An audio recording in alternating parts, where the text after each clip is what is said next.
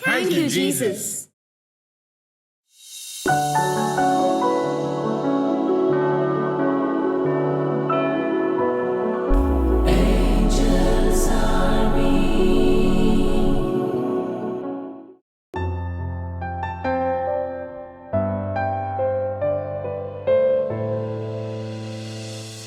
ദൈവം യോജിപ്പിച്ചു നമ്മെ സൃഷ്ടികർമ്മത്തിൽ പങ്കുചേർത്തു. ദാനമാം മക്കളെ ദാതാവിനേകുവാൻ കരുതി വളർത്താം. വിശുദ്ധ വീതി സ്വർഗ്ഗത്തിലേക്കുള്ള വീതി. ഒരു ചെറുപൂ വിരിയുന്ന കാലം,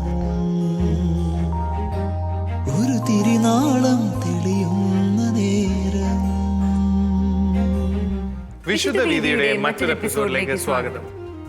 സ്വർഗപിതാവിന്റെ കരങ്ങളിൽ നിന്ന് വിശുദ്ധിയോടെ കുഞ്ഞുങ്ങളെ സ്വീകരിച്ച് സ്വർഗത്തെ ലക്ഷ്യമാക്കി ജീവിതം നയിക്കുവാൻ കുടുംബങ്ങളെ സഹായിക്കുക. ഇതാണ് ഏഞ്ചൽസ് ആർമിയുടെ ലക്ഷ്യം.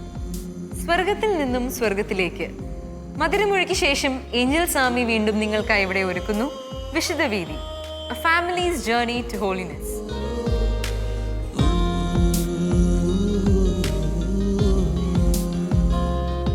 യൂഷ്വലി നമ്മളെപ്പോഴും കേൾക്കാറുള്ള ഒരു പ്രോബ്ലമാണ് കുഞ്ഞു പിള്ളേരുള്ള വീടുകളിൽ കുടുംബ പ്രാർത്ഥന, ഈ കുസൃതി പിള്ളേരൊക്കെ കൂടി അത് കുറച്ച് കോംപ്ലിക്കേറ്റഡ് ആണ്.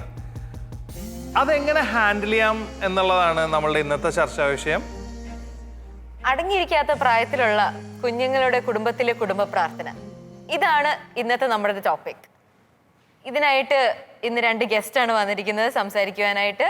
എബിൻ ചേട്ടനും ഡോക്ടർ ചിഞ്ചു ചേച്ചിയും. വെൽക്കം ചേട്ടാ, വെൽക്കം ചേച്ചി. ചേട്ടാ, ശരിക്കും നിങ്ങളുടെ വീട്ടിൽ ഇങ്ങനത്തെ സിറ്റുവേഷൻ ഉണ്ടോ? കുഞ്ഞു പിള്ളേരല്ലേ ശരിക്കും വീട്ടിൽ. അപ്പൊ കുടുംബ പ്രാർത്ഥനയുടെ സമയത്ത് അത് നിങ്ങൾ എങ്ങനെയാണ് ഹാൻഡിൽ ചെയ്യണത്? കുസൃതി പിള്ളേരാണോ? അവര് എന്താ പറയുക, ഓടിക്കളിച്ചൊക്കെ നടക്കും. പ്രാർത്ഥനയുടെ സമയത്ത് ചിലപ്പോൾ അവരുടേതായ ടോയ്സൊക്കെ എടുത്തിട്ട് ചിലപ്പോൾ കളിക്കാനൊക്കെ വന്നിരിക്കും. പക്ഷേ ഞങ്ങൾ പരമാവധി ശ്രമിക്കാറുണ്ട് അവരെ പിടിച്ച് ഇരുത്തി പ്രാർത്ഥന ചെല്ലിപ്പിക്കാനായിട്ട്. ഇപ്പം മധുരമൊഴിയിൽ തന്നെ നേരത്തെ ഒരു എപ്പിസോഡിൽ ഞങ്ങൾ കേട്ടിട്ടുണ്ടായിരുന്നു, ഇങ്ങനെ ഒരു ഈ ജപമാല പ്രാർത്ഥന ചെല്ലുമ്പോൾ ഒരു 2 നന്മ നിറഞ്ഞ് പറയുമ്പോൾ ഒരാൾ ചെല്ലിയിട്ട് പാസ് ചെയ്തിട്ട് ആ ഒരു ഡെക്കേഡ് അങ്ങനെ കംപ്ലീറ്റ് ചെയ്യുക എന്നുള്ള ഒരു സംഭവം കേട്ടു. ഞങ്ങളുടെ വീട്ടിലത് വർക്കൗട്ട് ചെയ്ത് നോക്കി. അത് ഭയങ്കര സക്സസ്ഫുൾ ആണ്. അവർ ചെറിയ കുട്ടികൾ ഭയങ്കര ഇൻട്രസ്റ്റ് ആണ്. അവർ നോക്കിയിരിക്കും, അവരുടെ ടേൺ വരാൻ വേണ്ടിയിട്ട് അവർ നോക്കിയിരിക്കും. അപ്പോൾ അതങ്ങനെ സ്മൂത്തായിട്ട് അങ്ങനെ പോകുന്നുണ്ട് അത്. പിന്നെ വേറൊരു കാര്യം ഞങ്ങൾ നോക്കുന്നത്, ഈ തിരി കത്തിച്ച് കൊടുക്കുക അവരുടെ കയ്യിലേക്ക്. അപ്പം നീ ഡെക്കേഡ് ചെല്ലുമ്പം മാത്തുക്കുട്ടി, മൂത്തയാളുടെ പേര് മാത്യു എന്നാണ്. അപ്പം മാത്തുക്കുട്ടി, നീ ആദ്യത്തെ ഡെക്കേഡ് ചെല്ലുമ്പം നീ മെഴുകുതിരി പിടിച്ച് ചെല്ലിക്കൂ. അങ്ങനെ ചെല്ലുമ്പോഴത്തേനും അവർക്ക് ഭയങ്കര ഇൻട്രസ്റ്റ് ആണ്. ചെറിയ പ്രായതുകൊണ്ട് അവർക്ക് അതൊക്കെ പിടിച്ച് ചെയ്യാനൊക്കെ ആയിട്ട് ഭയങ്കര ഒരു താല്പര്യമാണ്. അതെ അതെ. അതുപോലെ തന്നെ ചിലപ്പോൾ ഭാഷ മാറി പ്രാർത്ഥിക്കും. ഒരു ഡെക്കേഡ് മലയാളത്തിൽ ചൊല്ലി കഴിഞ്ഞാൽ ഒരു ഡെക്കേഡ് ഇംഗ്ലീഷിൽ ചൊല്ലും. അപ്പോൾ അവർക്ക് കുറച്ചും കൂടി ഇൻട്രസ്റ്റ് വരും. വേറൊരു കാര്യം ചെയ്യാറുള്ളത് എന്താണെന്ന് വെച്ച് കഴിഞ്ഞാൽ, ഞങ്ങൾ ഇപ്പം ഭയങ്കരമായിട്ട് ക്ഷീണിച്ചൊക്കെ വരുന്ന ദിവസങ്ങളാണ്, അല്ലെങ്കിൽ ഒത്തിരി ലേറ്റായി പോയി പ്രാർത്ഥന അങ്ങനെയൊക്കെ വരുമ്പോഴത്തേനും അവർ ചിലപ്പോൾ ഉറങ്ങാൻ തുടങ്ങുമായിരിക്കും. അപ്പം അവരെ ഉറങ്ങാൻ സമ്മതിക്കും. പക്ഷേ അവർക്ക് അലോട്ടഡ് ആയിട്ടുള്ള ഓരോ മിസ്റ്ററീസ് ഉണ്ട്, രഹസ്യങ്ങളുണ്ട്. അപ്പം അത് ചൊല്ലി തീർന്നതിന് ശേഷം വേണമെങ്കിൽ അവർക്ക് ഉറക്കം വന്നിട്ടുണ്ടെങ്കിൽ ഉറങ്ങാം. അങ്ങനത്തെ ഒരു ഇത്. ഈ പ്രാർത്ഥനയൊക്കെ കൊച്ചുങ്ങൾക്കൊക്കെ ഈ ബോറിങ് ആണ്. ഈ പ്രാർത്ഥന ബോറാണമ്മ അപ്പ എന്നൊക്കെ കേൾക്കാറുണ്ട്. ആ ഒരു കോൺസെപ്റ്റ്, ആ ഒരു ബോർ എന്നുള്ളൊരു വാക്ക്, ആ ഒരു കോൺസെപ്റ്റ് മാറുന്നത് എനിക്ക് തോന്നുന്നു ഇങ്ങനത്തെ പ്രാർത്ഥന ഫണ്ണായിട്ട് അല്ലെങ്കിൽ ഒരു ഇൻട്രസ്റ്റിംഗ് ആയിട്ട് അവര് പ്രാർത്ഥനയെ കാണുമ്പോഴാണ്. കൊച്ചു മനസ്സിലെ ക്യൂരിയോസിറ്റീനെ ശരിക്കും യൂസ് ചെയ്തുകൊണ്ട് പ്രാർത്ഥിപ്പിക്കുക അല്ലേ? നിങ്ങൾ ശരിക്കും നല്ല രീതിയിൽ യൂട്ടിലൈസ് ചെയ്തു. പിന്നെ ഞങ്ങൾ വേറെ ചെയ്യാറുള്ളത്, ഈ പടമുള്ള പുസ്തകമുണ്ട്. അപ്പം അതിനകത്ത് നോക്കി അവർക്ക് വായിക്കാനൊന്നും അറിയത്തില്ല, ചുമ്മാ പടം നോക്കിയിരുന്ന് പ്രാർത്ഥിക്കാനായിട്ടൊരു ടെൻഡൻസി അവർ കാണിക്കാറുണ്ട്. അപ്പം ചിലപ്പോൾ തിരുഹൃദയമൊക്കെ ചൊല്ലുമ്പോഴത്തേനും ഈശോയുടെ തിരുഹൃദയത്തിൻ്റെ പല രൂപങ്ങൾ അതിനകത്തുണ്ട് ഒരു പുസ്തകത്തിനകത്ത്. അപ്പം ഓരോരുത്തരും ഓരോ ഡെക്കേഡ് ചൊല്ലും. അപ്പം അത് നോക്കിയിരുന്നുകൊണ്ട് ചൊല്ലുമ്പോൾ അവർക്ക് കുറച്ചും കൂടി ഇൻട്രസ്റ്റ് വരും. അത് കഴിയുമ്പോൾ ഒരാളുടെ ചൊല്ലി കഴിയുമ്പോൾ അടുത്ത ആൾക്ക് പാസ് ചെയ്യും ബുക്ക്. അങ്ങനെ പിന്നെ ഇങ്ങനെ ഞങ്ങൾക്കിപ്പം ആരും തന്നെ നന്മ നിറഞ്ഞു പറയുമ്പോൾ പ്രാർത്ഥനയൊന്നും ആരും പഠിപ്പിക്കേണ്ടി വന്നില്ല. ഞങ്ങൾ കുടുംബ പ്രാർത്ഥന മിക്കവാറും മുടക്കാണ്ട് നോക്കാറുണ്ട്. ഇപ്പോൾ യാത്രയിലാണെങ്കിൽ കൂടി കാറിലിരുന്നുകൊണ്ട് ആ സമയമാകുമ്പോഴത്തേനും 7:00 7:30 ആ സമയമാകുമ്പോഴത്തേനും കുടുംബ പ്രാർത്ഥന ചൊല്ലും. അപ്പോൾ നമ്മൾ ചൊല്ലണ കേട്ട് അവർ പഠിച്ചു. ഇപ്പോൾ പ്രത്യേകിച്ച് അവരെ പ്രാർത്ഥനയൊന്നും പഠിപ്പിക്കേണ്ടിയൊന്നും വന്നില്ല ആ ഒരു. എനിക്ക് തോന്നുന്നു പേരൻസ് ഒരു വെരി ഇമ്പോർട്ടൻറ്റ് റോൾ ഇതിൽ എടുക്കുന്നുണ്ട്. എല്ലാ കുഞ്ഞുമക്കളും അപ്പനും അമ്മയും എങ്ങനെയാണ് പ്രാർത്ഥിക്കുന്നത്, അപ്പനും അമ്മയും എങ്ങനെയാണ് ഈ കുടുംബ പ്രാർത്ഥന നിൽക്കുന്നത്, പോസ്ചർ, അവരെങ്ങനെയാണ് പ്രാർത്ഥിക്കുന്നത്, അതൊക്കെ ഭയങ്കര ഇമ്പോർട്ടൻ്റ് ആണ്. ഞാൻ ഓർക്കുമായിരുന്നു ഞങ്ങളുടെ വീട്ടിൽ കുഞ്ഞുമക്കൾ ഞങ്ങളെല്ലാവരും കുടുംബ പ്രാർത്ഥനയ്ക്ക് ഇങ്ങനെ മുട്ടുകുത്തി നിൽക്കുമ്പോൾ ഏറ്റവും ചെറുത് ഇങ്ങനെ ഓടി നടക്കും. അവള് മുട്ടുകുത്താനുള്ള ഇതൊന്നുമില്ല, 2 വയസ്സേ ഉള്ളൂ. അപ്പോൾ അവളിങ്ങനെ ഓടി നടന്ന് ഇടയ്ക്കൊരു പോസ് ഉണ്ട്. എന്നിട്ട് അവളിങ്ങനെ എല്ലാവരെയും നോക്കും. അപ്പോൾ ആ സമയത്ത് ഞാൻ അല്ലെങ്കിൽ എൻ്റെ അനിയത്തി, ഞങ്ങൾ ചേച്ചിമാരൊക്കെ എങ്ങനെയാണ് നിൽക്കുന്നത്, പ്രാർത്ഥിക്കുന്നതൊക്കെ ശരിക്കും ഒബ്സർവ് ചെയ്യുന്നുണ്ട്. എന്നിട്ട് അത് ഒരു 5ാമത്തെ രഹസ്യമൊക്കെ ആകുമ്പോൾ പതുക്കെ അവളവിടെ വന്ന് മുട്ടകുത്തി നിന്ന് കൈകൂപ്പി നിന്ന് ഞങ്ങളിങ്ങനെ നോക്കും എങ്ങനെയാണ് കൈകൂപ്പി നിൽക്കുന്നത്. അങ്ങനെയൊക്കെ നോക്കിയും കണ്ടുമാണ് ഓരോ കൊച്ചുങ്ങളും പഠിക്കുന്നത് എങ്ങനെയാണ് ദൈവത്തോട് എങ്ങനെയാണ് പ്രാർത്ഥിക്കേണ്ടത്, ബഹുമാനം, റെസ്പെക്ട്. ഇതൊക്കെ ഓട്ടോമാറ്റിക്കലി പേരൻസ് ഫീഡ് ചെയ്ത് കൊടുക്കുന്നതാണ്. ശരിക്കും കൊച്ചിലെ തന്നെ അത് കൊടുക്കുമ്പോഴാണ് അവരത് പ്രാക്ടീസ് ചെയ്ത് ഇച്ചിരി കൂടെ രസമായിട്ട് പ്രാർത്ഥനകൾ അവർക്ക് എടുക്കാൻ സാധിക്കുകയുള്ളൂ. ഇനി ഇവരുടെ ഒരു ഫാമിലി ലൈഫിൽ നമ്മൾ കേട്ടു എങ്ങനെയാണ് അവർ കൊച്ചുങ്ങളെ ഏതൊക്കെ ഇൻട്രസ്റ്റിംഗ് രീതിയിലാണ് അവർ കുഞ്ഞുങ്ങളെ കുടുംബ പ്രാർത്ഥന ചൊല്ലിപ്പിക്കുന്നതെന്ന് കേട്ടു. ഇനി റയൻ ചേട്ടൻ അവിടെ റെഡിയായി നിൽക്കുന്നുണ്ട്. റയൻ ചേട്ടൻ്റെ ഫാമിലിയിൽ എങ്ങനെയാണ് വ്യത്യസ്തമായ രീതിയിൽ വേറൊരു ആംഗിളിൽ നിന്ന് എങ്ങനെയാണ് അവർ കുടുംബ പ്രാർത്ഥന അവരുടെ ഫാമിലിയിൽ ചെയ്യുന്നത് എന്ന് നമുക്കൊന്ന് കേൾക്കാം. So over to Tojan and Meenu. Hi Tojan. Hi Meenu. Thank you Manu. Thank you Elria. ഇന്ന് നമ്മോടൊപ്പം ഉള്ള അതിഥി ചേട്ടൻ്റെ പേര് റയൻ സാവിയോ ചാലിശ്ശേരി എന്നാണ്. ചേട്ടൻ ഓസ്ട്രിയ സെറ്റിൽഡ് ആണ്. അവിടെ ഒരു കാത്തലിക് മീഡിയയിൽ വർക്ക് ചെയ്യുന്നു. ചേട്ടൻ തിയോളജി കംപ്ലീറ്റ് ചെയ്തു, മാസ്റ്റേഴ്സും ലൈസൻഷിയേറ്റും കംപ്ലീറ്റ് ചെയ്തിട്ടുള്ള ആളാണ്. ചേട്ടന് 2 കുട്ടികളുമുണ്ട്. അപ്പോൾ ചേട്ടനെ പ്രത്യേകം ഈ വിശുദ്ധ വീതിയിലേക്ക് സ്വാഗതം ചെയ്യുന്നു. Thank you. അപ്പോൾ ചേട്ടൻ ഞാൻ നേരെ ചോദ്യത്തിലേക്ക് കിടക്കുകയാണ്. അപ്പോൾ പറഞ്ഞ പോലെ ഇപ്പോഴത്തെ പ്രധാന മാതാപിതാക്കളുടെ ഒരു കംപ്ലൈൻറ്റ് എന്ന് പറയുന്നത് കുടുംബ പ്രാർത്ഥന നടക്കുമ്പോൾ അല്ലെങ്കിൽ വീട്ടിലൊരു പ്രാർത്ഥന നടക്കുമ്പോൾ പിള്ളേരെ നമുക്ക് പിടിച്ചാൽ കിട്ടില്ല. അവർ ഓടിച്ചാടി കിടക്കും, അവർ അങ്ങോട്ടോടും ഇങ്ങോട്ടോടും, ചിലർ ചിലപ്പോൾ ഒന്നിരിക്കുമായിരിക്കും, പക്ഷെ അവരെ പ്രാർത്ഥിപ്പിക്കാൻ പറ്റില്ല. അവരെ എങ്ങനെയാണ് ഒന്ന് പ്രാർത്ഥിപ്പിക്കാൻ, എങ്ങനെ അവരെ ഒന്ന് ഹെൽപ്പ് ചെയ്യുക ആ കാര്യത്തിൽ? ഈ ചോദിച്ച ചോദ്യം ഉണ്ടല്ലോ, അത് നമ്മൾ ശരിക്കും ഇൻവേർട്ട് ചെയ്യണം. അത് ഇപ്പോൾ ചോദിച്ച ചോദ്യം എന്താണ്? കുട്ടികളെ എങ്ങനെ നിശബ്ദരായി പ്രാർത്ഥിക്കാൻ ഇരിക്കുക, അല്ലേ? അതല്ല ചോദ്യം. നമ്മുടെ ഫോക്കസ് മുഴുവൻ കുട്ടികളിലാണ്. അതെ, നമ്മുടെ ഫോക്കസ് ഉണ്ടാവേണ്ട കുട്ടികളിലല്ല. ആക്ച്വലി നമ്മുടെ ഫോക്കസ് പോകേണ്ടത് നമ്മളിലേക്ക് തന്നെയാണ്. നമ്മളൊരു സെൽഫ് ഇവാലുവേഷൻ ചെയ്യണം. നമ്മൾ പ്രാർത്ഥിക്കാനിരിക്കുമ്പോൾ എങ്ങനെയാണ് ഇരിക്കുന്നത്? മുട്ടുകുത്തി കൈവിരിച്ച് ഇന്നാണോ പ്രാർത്ഥിക്കുന്നത്, അല്ലെങ്കിൽ നമ്മൾ സോഫയമ കാലും കയറ്റി വെച്ചിരുന്നാണോ പ്രാർത്ഥിക്കുന്നത്? Simple example. കുട്ടികൾ ഒബ്സർവേഴ്സാണ്. അവർ ഒബ്സർവ് ചെയ്യണം. അവർ ഒബ്സർവ് ചെയ്യണത് ആരൊക്കെയാണ് ചുറ്റുമുള്ളത്, എങ്ങനെയൊക്കെയാണ് പ്രാർത്ഥന സമയത്തിൽ അല്ലെങ്കിൽ പ്രാർത്ഥന അന്തരീക്ഷത്തിൽ എന്തൊക്കെയാണ് സംഭവിക്കണമെന്ന് അവർ ഒബ്സർവ് ചെയ്തുകൊണ്ടിരിക്കുകയാണ്. ഇവർ ഒബ്സർവ് ചെയ്ത് അവരത് അബ്സോർബ് ചെയ്യുന്നു. അപ്പോൾ ഫസ്റ്റ് നമ്മൾ ചെയ്യേണ്ട കാര്യം നമ്മളെ തന്നെ ഇവാലുവേറ്റ് ചെയ്യുക. എന്നിട്ട് നോക്കുക നമ്മൾ ചെയ്യുന്ന കാര്യങ്ങൾ ശരിയാണോ, അല്ലെങ്കിൽ നമ്മളൊരു വേറെ ഒരു ലെവൽ പിള്ളേർക്ക് റീച്ച് ചെയ്യാൻ വേണ്ടി കൊടുക്കുകയാണോ? അതാണ് നമ്മൾ ഫസ്റ്റ് ചെയ്യേണ്ട ഒരു കാര്യം. കറക്റ്റ്. നമ്മൾ നന്നായിട്ട് പ്രാർത്ഥിക്കുന്നുണ്ടോ, നമ്മുടെ പോസ്റ്റർ എങ്ങനെയാണ്, നമ്മൾ മുട്ടുകുത്തുന്നുണ്ടോ, നമ്മൾ കൈവിരിച്ച് പ്രാർത്ഥിക്കുന്നുണ്ടോ? അതാണ് ഫസ്റ്റ് നമ്മൾ ഒബ്സർവ് ചെയ്യേണ്ടത്. ഫസ്റ്റ് നമ്മളിൽ നിന്നും തുടങ്ങണം. ചേഞ്ച് ഉണ്ടാവണമെങ്കിൽ നമ്മളിൽ നിന്ന് തുടങ്ങണം ചേഞ്ച്. പിള്ളേരെ ഫോക്കസ് ചെയ്യല്ല വേണ്ടത്, പക്ഷെ നമ്മളിൽ നിന്നായിരിക്കണം ആ ചേഞ്ച് തുടങ്ങേണ്ടത്. പിന്നെ ഈ പ്രയർ ടൈം ഒരു എക്സ്പീരിയൻസ് ആയിരിക്കണം പിള്ളേർക്ക്. ഞാൻ പറഞ്ഞു വന്നത് അതൊരു ബോറിങ് കോൺസെപ്റ്റ് മാത്രമല്ല, പക്ഷെ അതിൽ ഒരു എക്സ്പീരിയൻസ് ഉണ്ടാവണം. ഫോർ എക്സാമ്പിൾ, നമ്മളിപ്പോൾ എന്തെങ്കിലും ചെയ്യാനായിട്ട് നമുക്കൊരു ഇൻട്രസ്റ്റ് ഉണ്ടാവണമെങ്കിൽ നമുക്ക് ആ കാര്യത്തിൽ എന്തെങ്കിലും ഒരു പോസിറ്റീവായിട്ടൊരു എക്സ്പീരിയൻസ് ഉണ്ടാവും. ഈ എക്സ്പീരിയൻസ് ഇല്ലെങ്കിൽ അല്ലെങ്കിൽ ഇല്ലാതെ വരുമ്പോഴാണ് പിള്ളേരുടെ ഇൻട്രസ്റ്റ് പ്രാർത്ഥിക്കുവാനായിട്ട് പിള്ളേർ ഇൻട്രസ്റ്റേ കുറഞ്ഞു വരുന്നു.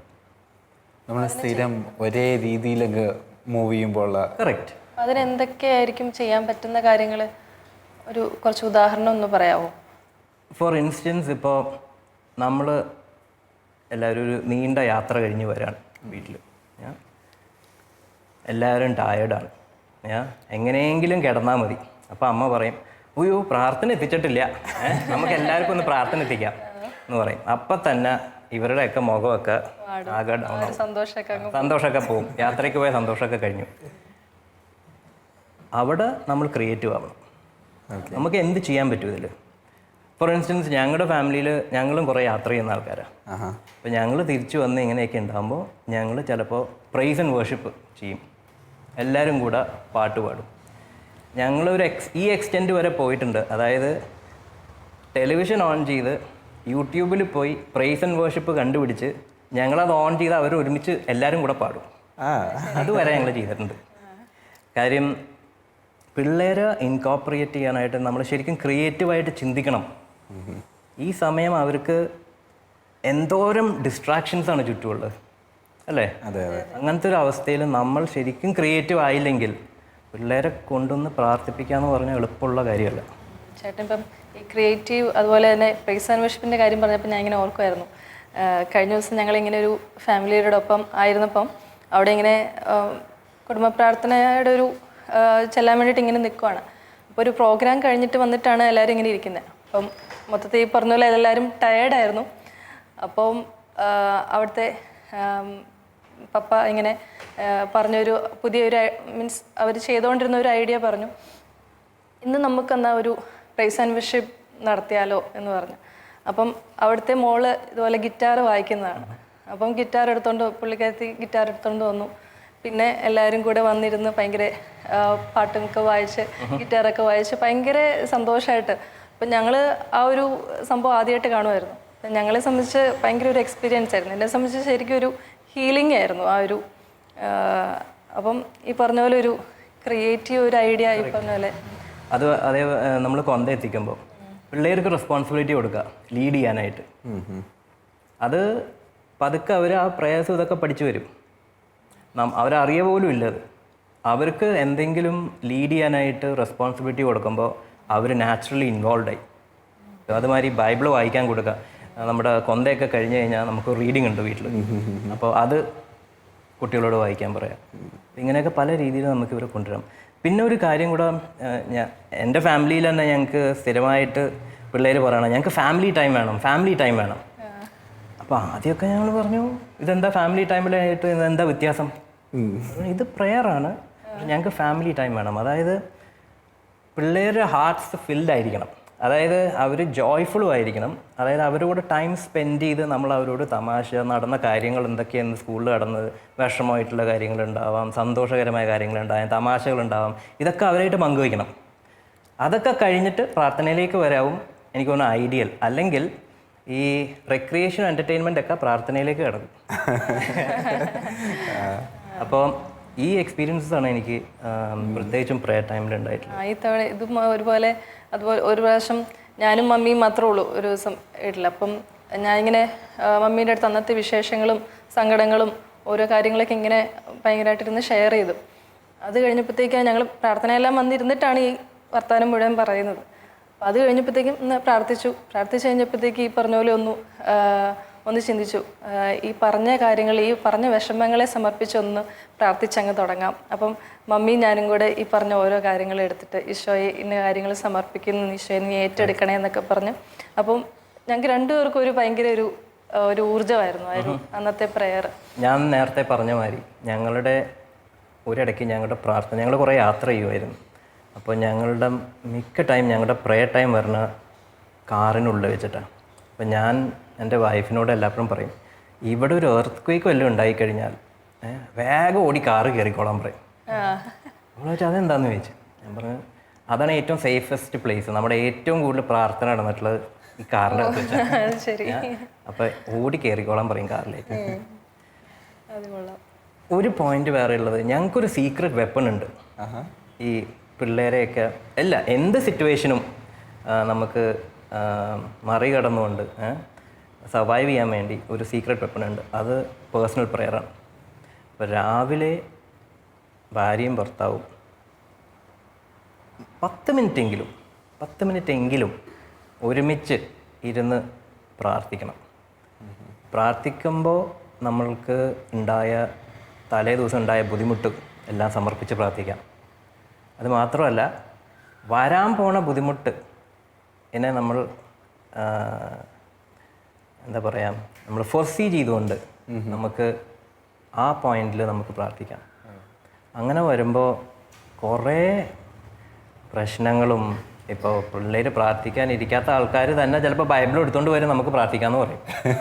അങ്ങനത്തെ എക്സ്പീരിയൻസ് വരെ ഞങ്ങൾക്ക് ഉണ്ടായിട്ടുണ്ട്. പിള്ളേരെ സമർപ്പിച്ചും നമുക്ക് പ്രാർത്ഥിക്കാം ആ ഒരു സമയത്ത്. തീർച്ചയായിട്ടും പിള്ളേർക്ക് വേണ്ടി പ്രാർത്ഥിക്കണം. അതുമാതിരി അവരെ ബ്ലെസ് ചെയ്യണം. നമ്മൾ ശരിക്കും ബ്ലെസ് ചെയ്ത് പ്രാർത്ഥിക്കണം. പിള്ളേർ സ്കൂളിൽ പോകുന്നതിന് മുമ്പും തിരിച്ചു വരുമ്പോഴും എല്ലാം അവർ തലയിൽ കൈവച്ച് പ്രാർത്ഥിച്ചിട്ട് വേണം ഇവരെയൊക്കെ പുറത്തേക്ക് വിടാനായിട്ട്. ഓക്കെ, അപ്പം ചേട്ടൻ ഒത്തിരി കാര്യങ്ങൾ നമ്മളുടെ അടുത്ത് പങ്കുവച്ചു. അതായത് കുഞ്ഞുങ്ങളെ തീർച്ചയായിട്ടും പ്രാർത്ഥനയ്ക്ക് പിടിച്ചിരുത്താനായിട്ട് കഷ്ടപ്പാടാണ്. അപ്പം അവരെ ഈ പറഞ്ഞ പോലെ താക്കീത് കൊടുത്തോ അങ്ങനെയൊക്കെ ചെയ്യാതെ പകരം നമ്മളിലേക്ക് നമ്മൾ ആദ്യം നോക്കുക, നമ്മൾ പ്രാർത്ഥിക്കുക.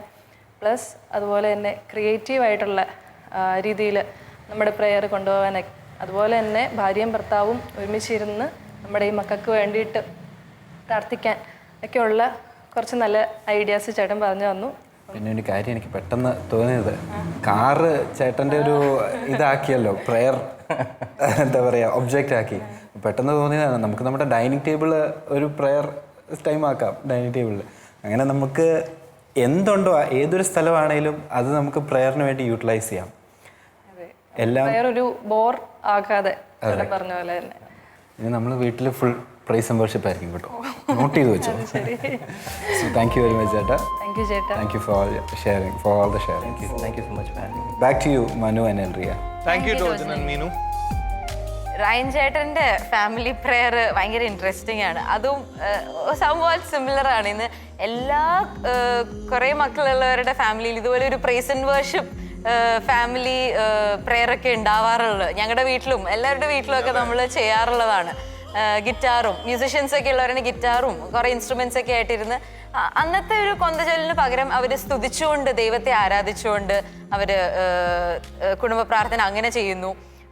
ഒപ്പം റയൻ ചേട്ടൻ പറഞ്ഞ് വണ്ടിയിലിരുന്ന് കുടുംബ പ്രാർത്ഥന ചെയ്യുന്നു. അങ്ങനെ ഒരുപാട് ഡിഫറെൻറ്റ് മെത്തേഡ്സ് യൂസ് ചെയ്ത് ഇൻട്രസ്റ്റിംഗ് ആക്കുക, പ്രെയർ ഒരു ഇൻട്രസ്റ്റിംഗ് വെപ്പൺ ആക്കുക. അതാണ് യൂഷ്വലി പേരൻസ് ചെയ്യാറ്, മക്കൾക്ക് ചെയ്യാറ്. കുഞ്ഞിലെ തന്നെ ചെയ്ത് കഴിയുമ്പോൾ അതിൻ്റെ രസം വലുതാകുമ്പോൾ ആ പ്രെയറിനോടുള്ളൊരു ഇൻട്രസ്റ്റ് ഒക്കെ കൂടുന്നത് അങ്ങനെയാണ്. ഈ ഒരു വിഷയത്തെക്കുറിച്ച് ജെറിനച്ചൻ എന്താ നമുക്ക് പറയാനുള്ളതെന്ന് നമുക്ക് കേൾക്കാം. അതിനായി ഓവർ ടു ഫിലിപ്പൈൻസ്.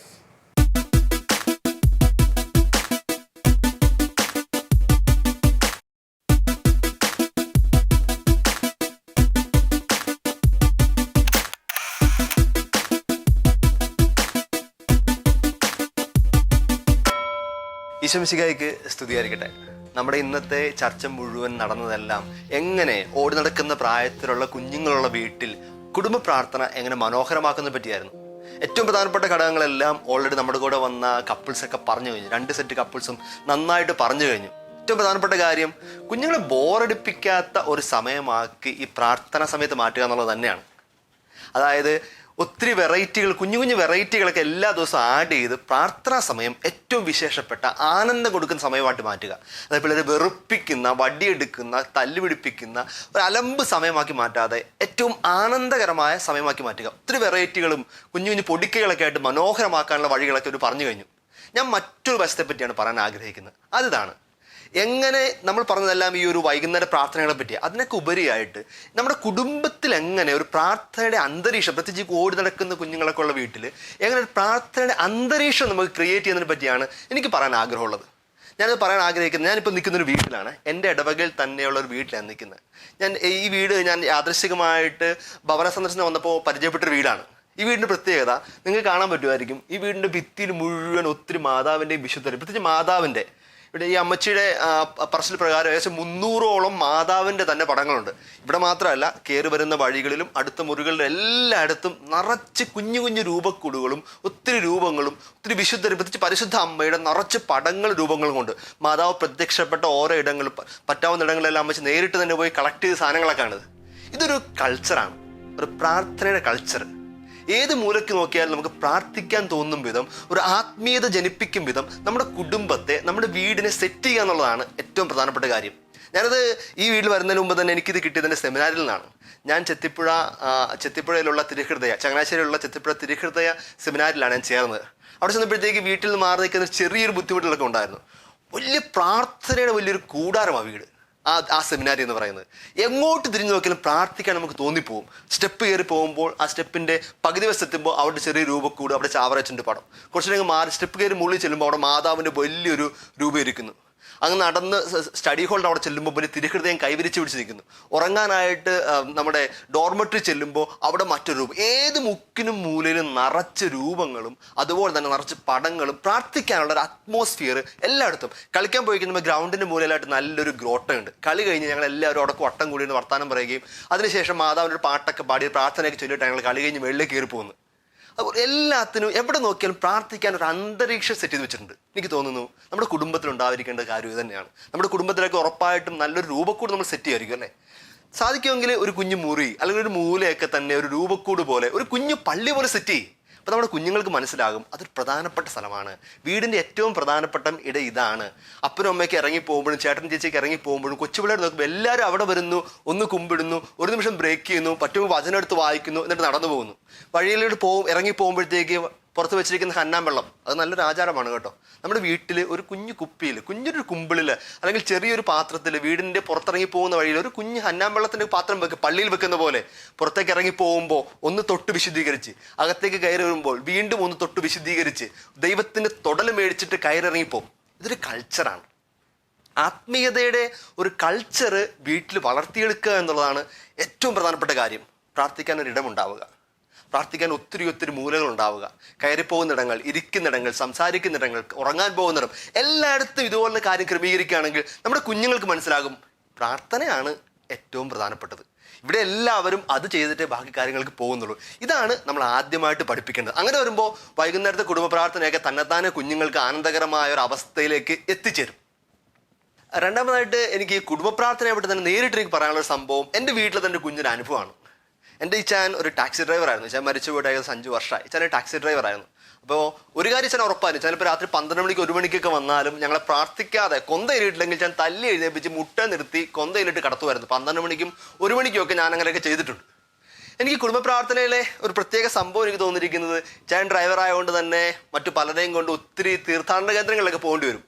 ഓരോ പ്രാവശ്യം പോയിട്ട് വരുമ്പോൾ വെച്ചാൽ ഓരോ പുതിയ ജപങ്ങളുമായിട്ടായിരിക്കും വരുന്നത്, ഓരോ വിശുദ്ധരുടെ. അപ്പോൾ ഞങ്ങളുടെ ജപങ്ങൾ എപ്പോഴും, കുടുംബ പ്രാർത്ഥന എപ്പോഴും 1 മിനിറ്റ് 2 മിനിറ്റ് 3 മിനിറ്റ് വെച്ച് എല്ലാ മാസം നീണ്ടുകൊണ്ടിരിക്കും. കാരണം പുതിയ പുതിയ ജപങ്ങളൊക്കെ ആഡ് ചെയ്യും.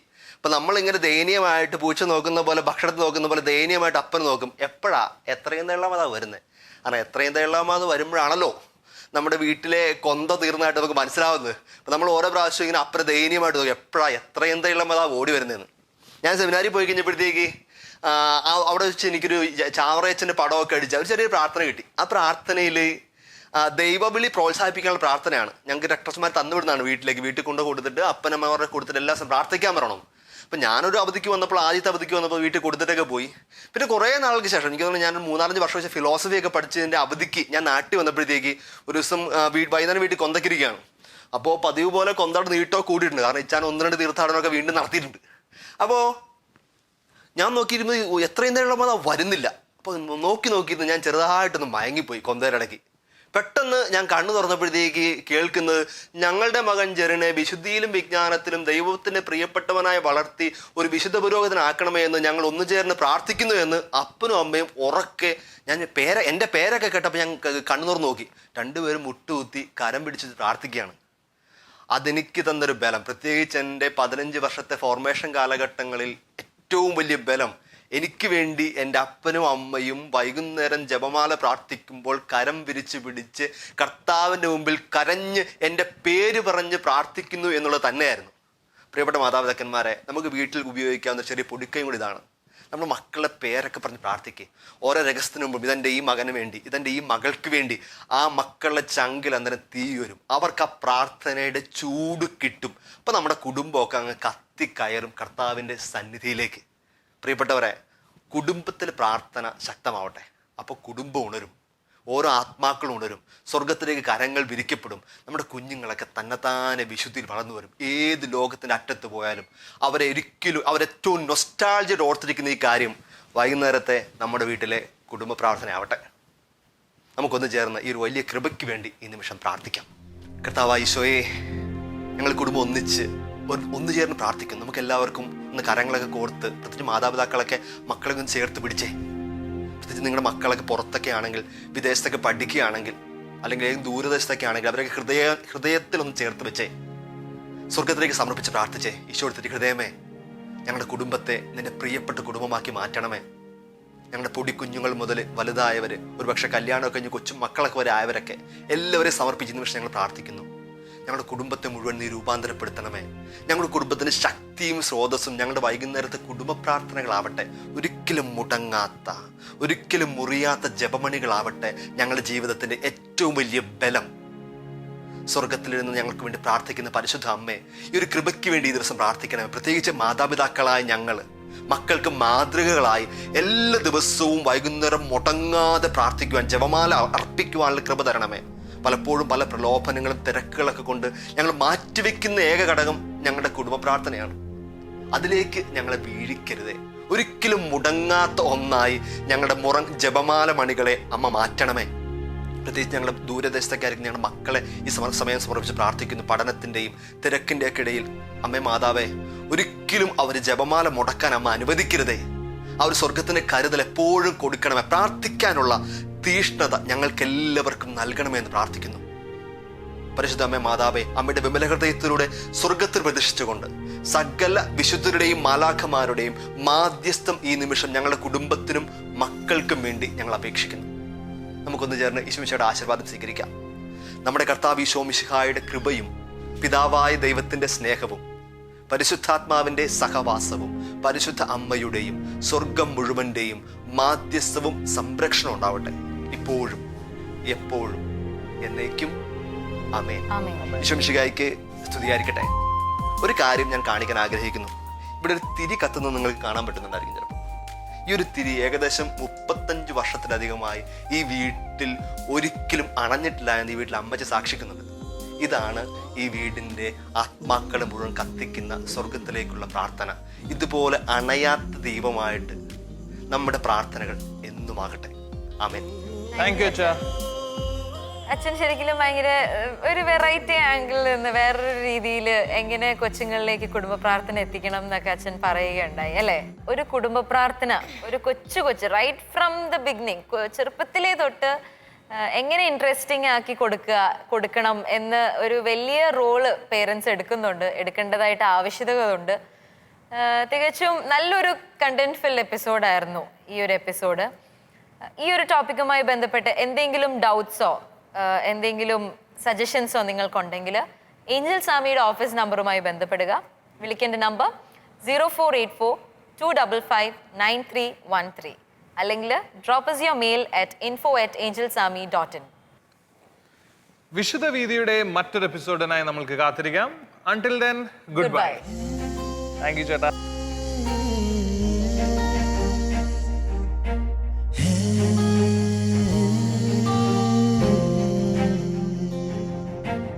ഒരു ചെറുപൂ വിരിയുന്ന കാലം, ഒരു തിരിനാളം തെളിയുന്ന നേരം,